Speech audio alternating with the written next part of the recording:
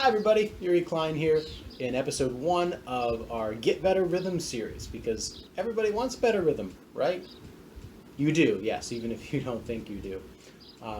No, honestly, I created this series because I didn't really find a lot of pre-existing kind of courses on how to just improve your rhythm, like just isolating rhythm, kind of the way we would with ear training or singing in harmony, those sorts of sort of very abstract concepts that are important to music, right? And rhythm's a fundamental skill. Not just musicians, but performing artists use it all the time. So having, the vocabulary to deal with it and some easy, simple, practical exercises that you can do to, start becoming more accurate, more precise, and as a result of that, becoming more comfortable and relaxed with rhythm, I just thought it was a really good idea. So I'm going to do it. And for those of you who know me and are wondering why I'm not wearing glasses, it's not because I got LASIK or anything like that. The glare from the window is showing up in my glasses. So just for my own sanity, I'm not going to wear them, which I think I can handle for the next 20 minutes or so, if this is that long, hopefully not. So rhythm is, like I said, it's something that we use in really all music. All music is built of, certain building blocks like rhythm and pitch and those sorts of things. And we tend to think of rhythm as this kind of quasi-mystical, kind of inherent quality that people either have or don't have, as opposed to what it really is, which is a skill that you can practice and get better at. I know that I've gotten better at it, even in the last few years. So it's definitely something you can work on.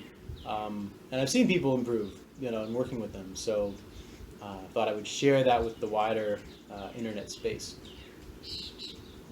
So the first concept we're going to dig into is, we're starting off very basic. So if you're a beginner, this is exactly where you want to be. If you are a little bit more advanced, or you're someone who's, kind of already got pretty decent rhythm, you might be in the wrong place, for one thing.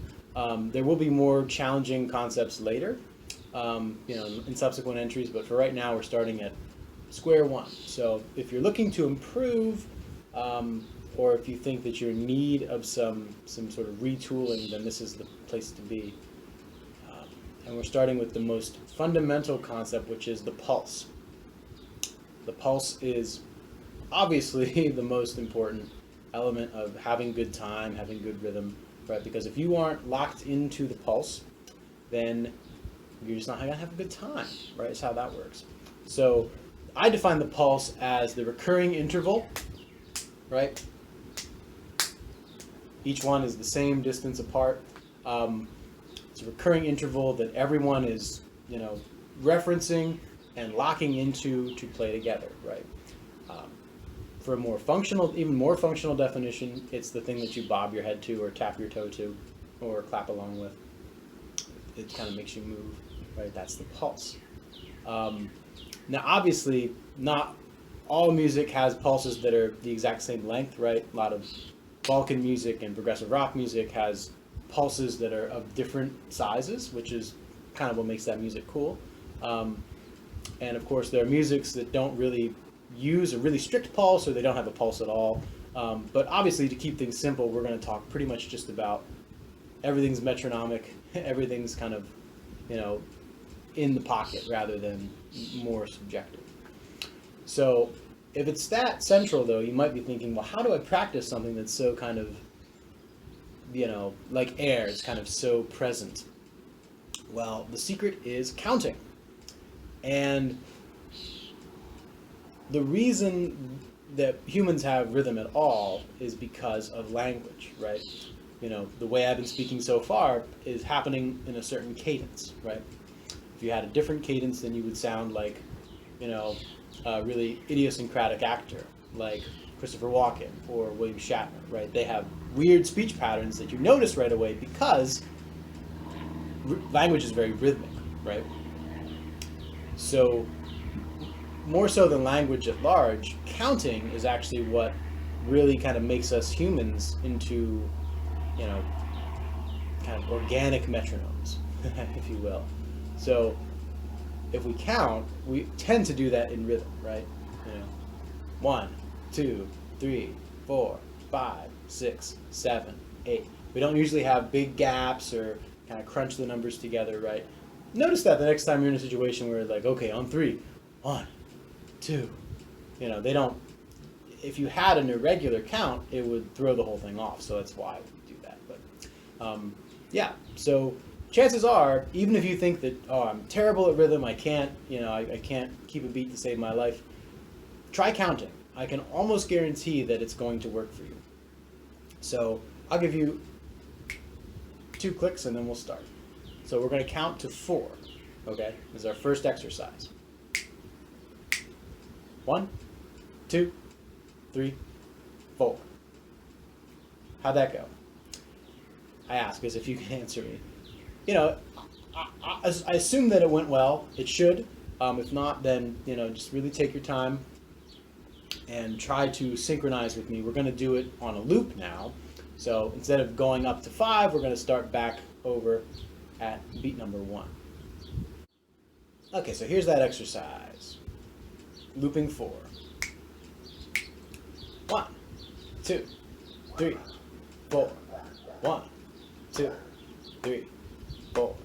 1, 2, 3, 4. 1, 2, 3, 4.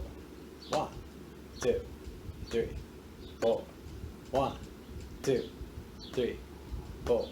1, 2, 3, 4. And 1, 2, 3, 4. Okay.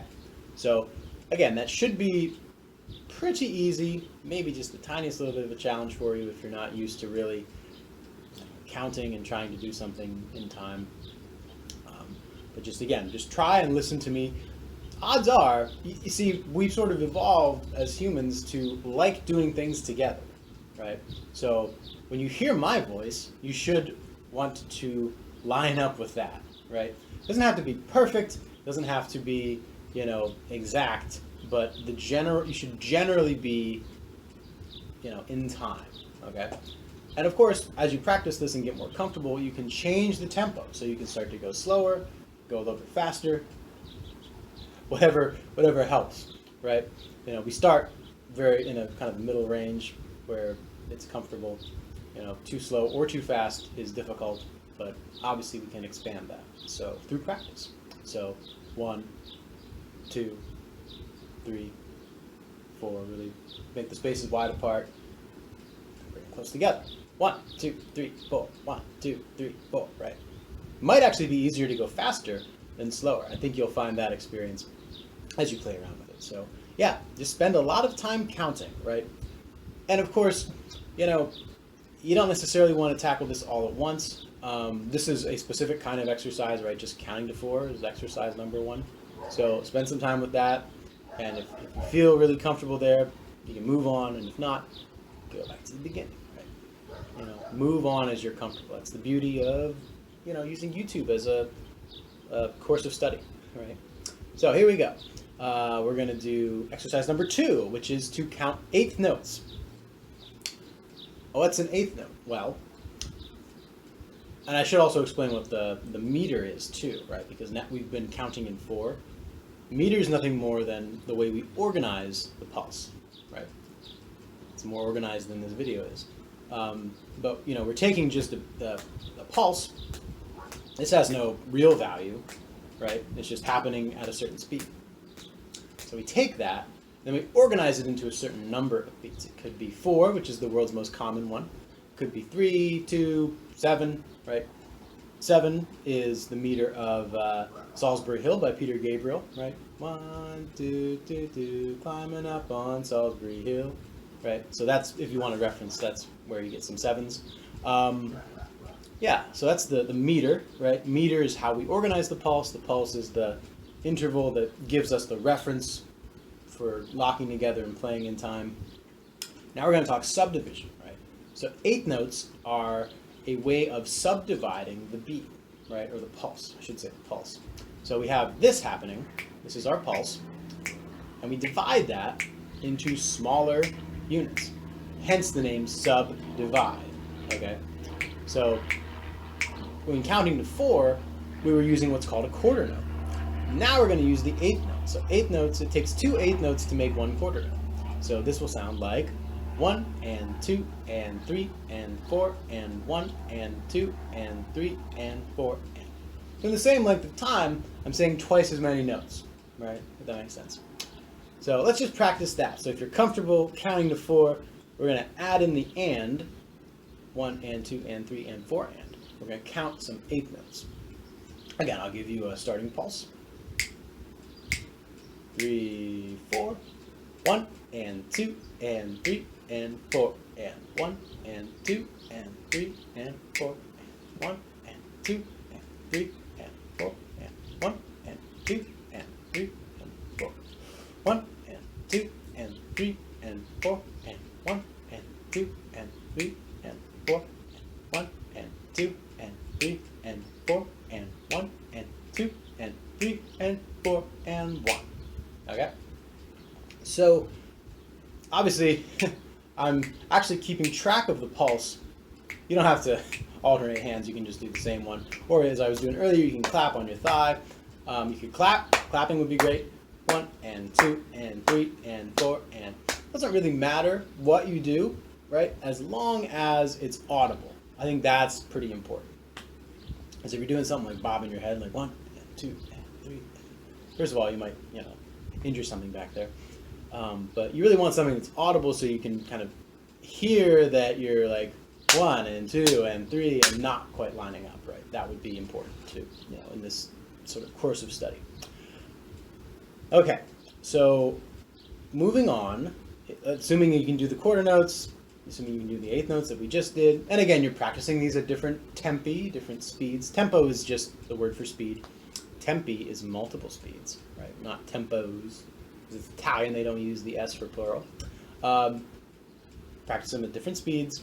Now we're going to add the 16th notes. And this is where you might encounter, if you're doing well so far, this is where you might encounter a little bit of a challenge. Because there's just so much to say, right? So I'll give you sort of an example of how this sounds. 1E and a 2E and a 3E and a 4E and a 1E and a 2E and a 3E and a 4E and a 1E and a 2E and a 3E and a 4E and a 1E and a 2E and a 3E and a 4E and a 1. That's a lot, right?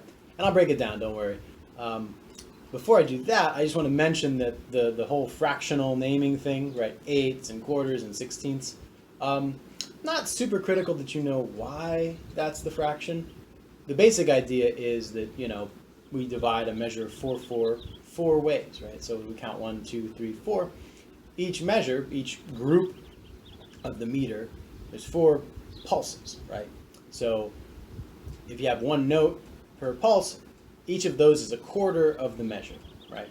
So kind of like taking the fractions out of the circle, right? So if you divide those into 2, you get eighth notes, right? Because half of a quarter is an eighth, half of an eighth is a 16th, and so on and so forth, right?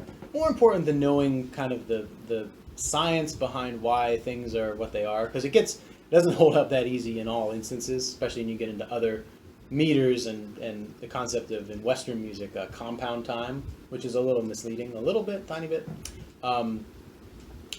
It just breaks down. So, more important than that is just knowing, okay, eighth notes are 1 and 2 and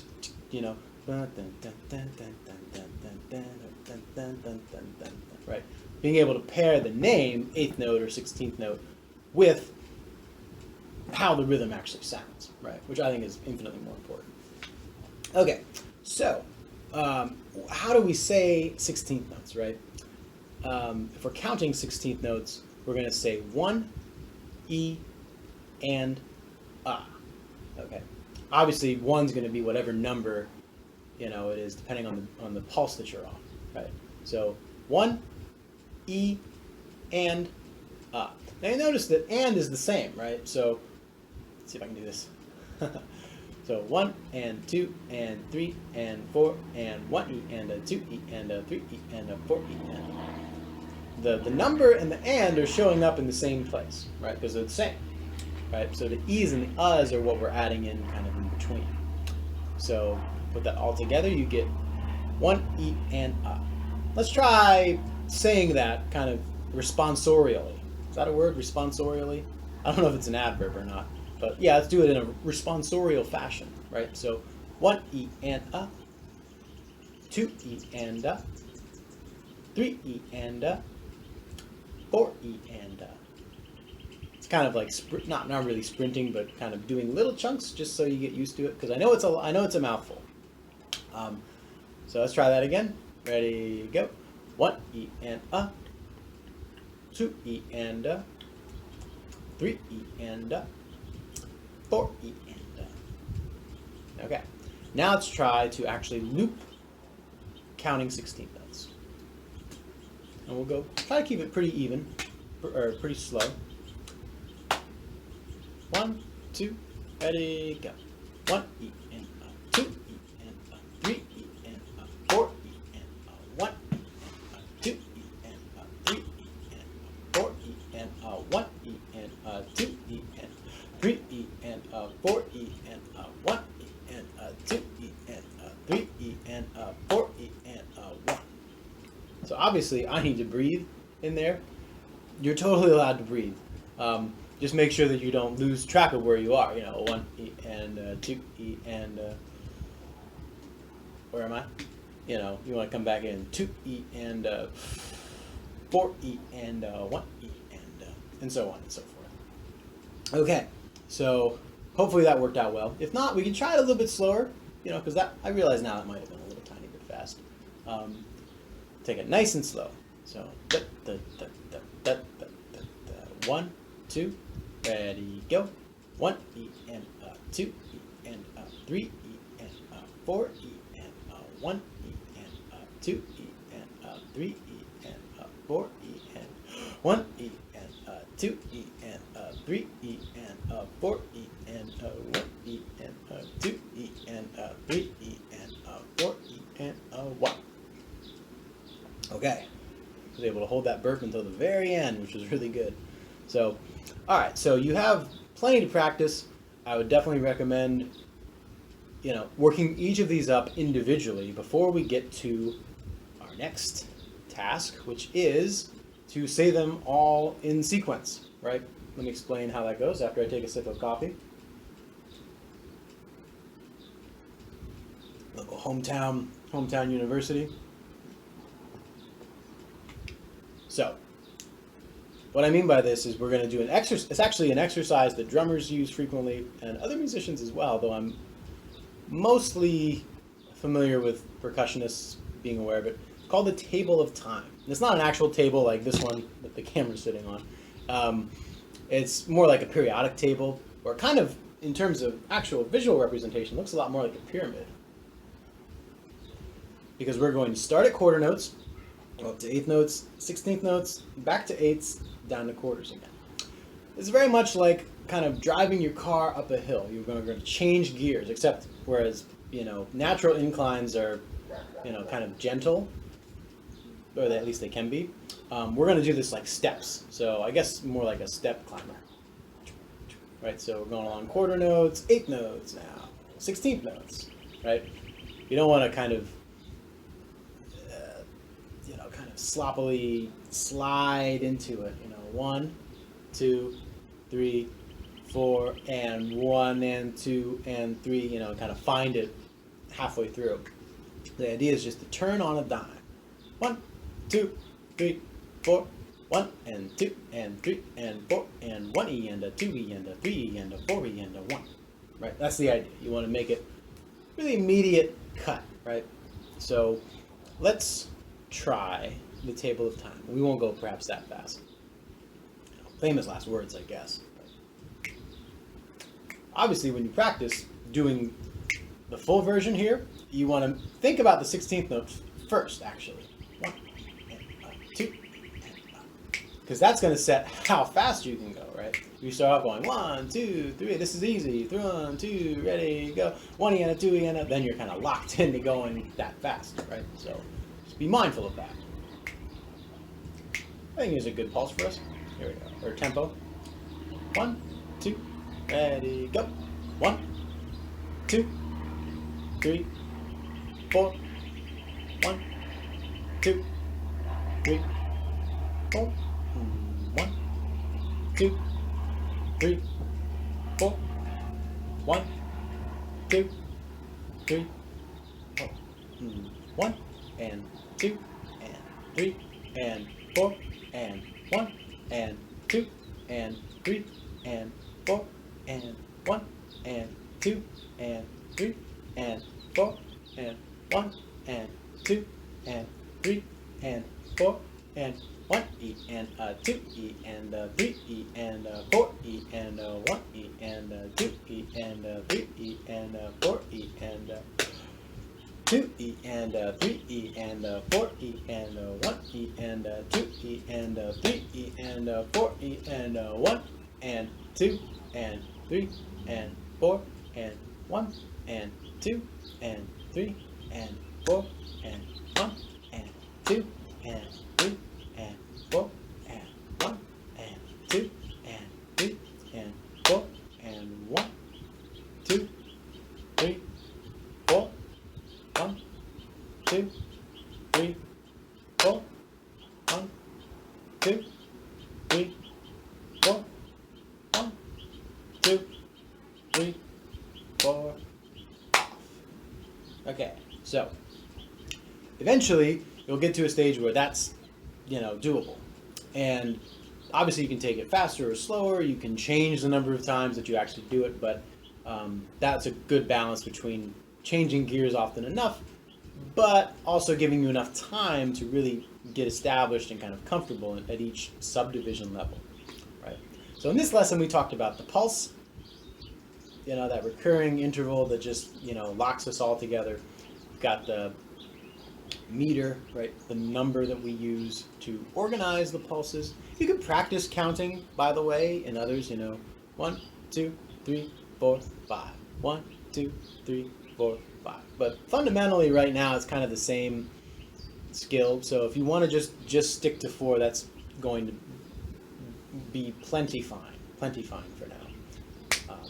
And for probably most of your life, 90% of what we do is probably in 4/4. So at least in contemporary, American settings. And we just talked about subdivision, how we divide the pulse into quarter notes, eighth notes, 16th notes, and more in the future. For now, those are plenty to work on, so make sure that you have those down really well before you proceed to the next lesson, which should come out not too long after this one, let's hope. So thanks for watching. Oh, and by the way, almost forgot, if you like the content that you're seeing on this channel, please consider hopping over to my Patreon page. As you can tell from the cell phone footage, this is not exactly a high production system that I've got here. So, if you're enjoying what you're getting, but you're thinking, man, it would be nice in 4K or whatever, then you want to head over to the Patreon and just throw me a little pledge to help support what's going on. And I'm a working percussionist too and involved in artsy stuff. So if you also like what that's about, then your patronage would really mean the world to me. So thank you for taking the time. And of course, if you have any questions or concerns about anything, feel free to drop me a line. Let me know how it's going. Thanks.